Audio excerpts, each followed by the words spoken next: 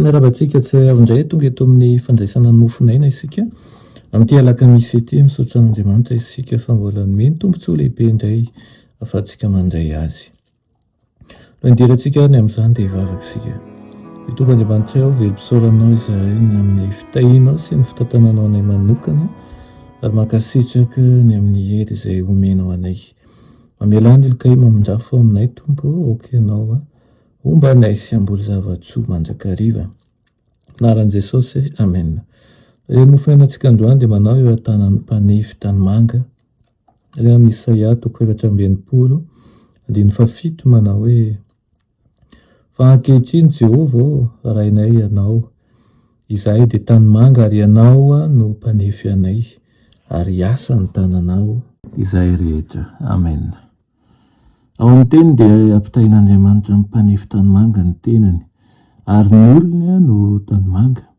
Mamolavola sy manefy azy ireo araka ny endriny no asany, ny lesony ny fileferana no tokony anarany azy ireo. Raha omendanja ny toromarika avy amin'Andriamanitra rehefa milefitra amin'ny sitrapony izao, dia tsy tsara tarehy no hivoaka eo amin'ny tanan'ilay mpanefy. Miankina amin'ny fankatoavana ny tenin'Andriamanitra ny hatsaran'ny fifandraisana marina amin'ny Kristy. Hoy izy manao hoe: ento ny ziokako ka mianara amiko. Ny mpiasa izay efa miaina ny fanandramana io dia manana faniriana lalina ny hahalala amin'ny fahafenoany ilay fitiavana izay mihoatra ny fahalalana rehetra. Ny fianarana isan'andro ao amin'ny sekolin'ny Kristy no mampitombo hatrany ny fahaizany manakatra ny hevitra ireo fahamarinana ambony indrindra izay maharitra mandrakizay. Mandalo fizahantsoetra izy satria raha tsy fizahantsoetra sy diso fanantenana dia tsy hahalala na oviana fa kely ihany ny fahendreny sy ny fanandramany. Raha mitady an'Andriamanitra ampanetretena sy ampitokena izy dia hiasa asoa azy ny fitsapana tsirairay. Mety hahatsapa ho tsy mahomby izy indraindray nefa izay veriny ho tsy fahombiazana amin'ny fanatratrarana ny toerana tiany hisy ny tenany. Mety ho fomba hitantanan'Andriamanitra azy handroso.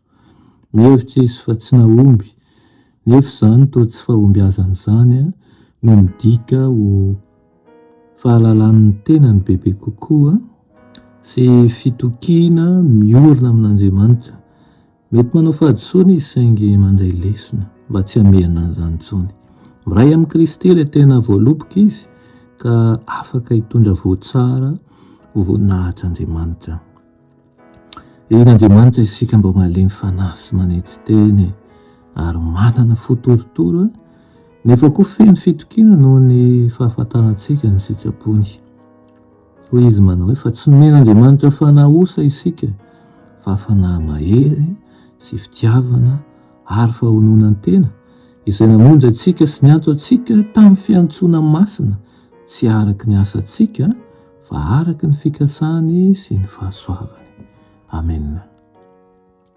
Ny Tompo tianay ho misaotra anao ny amin'izany fitiavanao izany.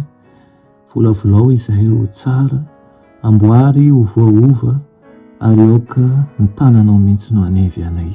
Amin'ny anaran'i Jesosy, amen.